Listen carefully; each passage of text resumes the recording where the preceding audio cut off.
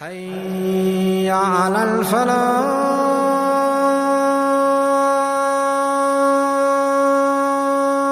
The Prophet of Allah in the authentic hadith, speaking to Sahaba, speaking to the greatest ummah that ever walked the earth, speaking to your fathers, speaking to a ummah that happily gave their lives for the pleasure of Allah. People who did the utmost, the biggest sacrifices, and they deemed themselves as the most insignificant people. Today you do nothing and you think you're up there. They did everything and they thought that they were down there. The Prophet of Allah speaking to them, he says, none of you, who's he speaking to? He says, none of you will enter Jannah through your actions. None. People walking around like he's already from the people of Jannah, mashallah. People now, they worship their mashaykh. 100% brother. These people, this guy's from Firdaus al-A'la. The Prophet of Allah saying to Sahaba, none of you will enter Jannah through your actions. None. So they asked the Prophet of Allah, even you? He says, yeah, even me. Sallallahu alayhi wa sallam. The greatest mujahid was Muhammad sallallahu alayhi wa sallam. The greatest teacher was Muhammad sallallahu alayhi wa sallam.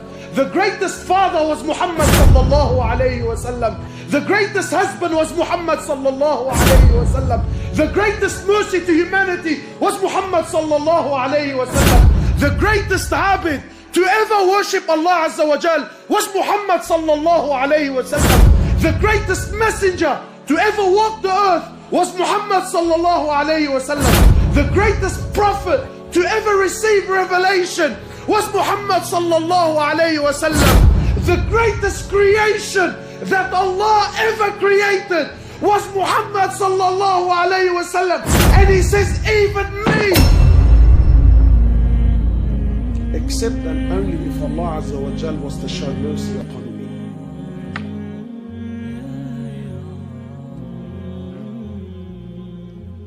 Even me.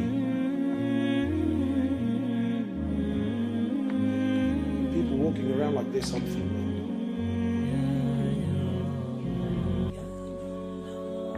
Prophet of Allah tells us of a man who worshipped Allah for 500 years. 500 years he worshipped Allah. And then when he stood before Allah, Allah subhanahu wa ta'ala, more or less, he tells the angels, take him and enter him into the paradise through my mercy. So the man says, whoa, whoa, whoa, whoa. Oh Allah. And more or less he says, oh Allah, well I appreciate the offer.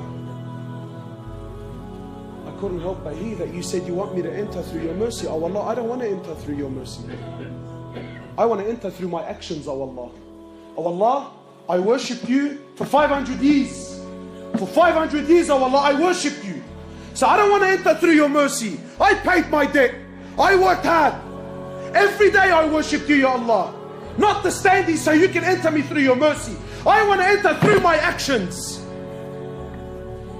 Allah says, you want to enter through your actions? Fine. No problems. So Allah Azza wa Jal orders the angels. He says to them, bring the scales here. He says, put the man's 500 years of worship on one end of the scale. And just put the blessing that I gave him, the ni'mah that I gave him, to be able to see with his eyes, just that, nothing more, nothing more. Just put the blessing that I gave him to be able to see with his eyes, put that on the other end of the scale. Just the blessing to be able to see outweighed 500 years of worship. So Allah says to the angels, take him and throw him into the hellfire.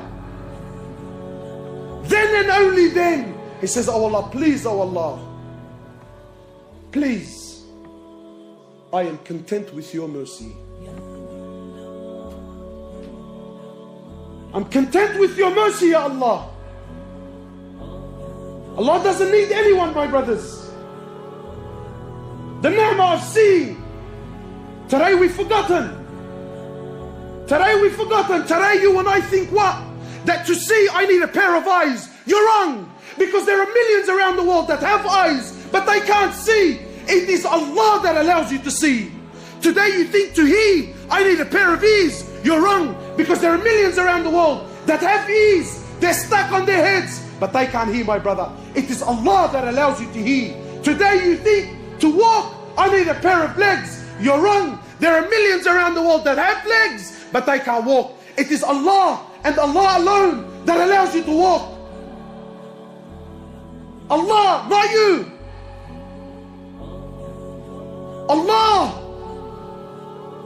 not you. Allah doesn't need you, my brother. Allah doesn't need me. Allah doesn't need us. And we have to understand, because this is Aqeedah. You have to know this so that when you worship, you are always humbled. When you worship Him, you never have pride. When you worship Him, you never have arrogance. Because you know, at any given point in time, I am where I am only through His mercy. Only through His rahmah, I am where I am. Not because of your own actions. And to know with depth, with yaqeen, with certainty, that Allah, the King of Kings, doesn't need anyone. He doesn't need anyone, my brothers. Wallahi, everything you see around you, everything. Today, the Muslims have so much fear in their hearts. Fear. Fear of the kuffar, fear of the West, fear of laws, fear of regulations, fear of this and fear of that. But to know that Allah Azza wa Jal is not in need. Wallahi, my brothers, wallahi, I take an oath by Allah. You have to come to terms. You have to come to believe with certainty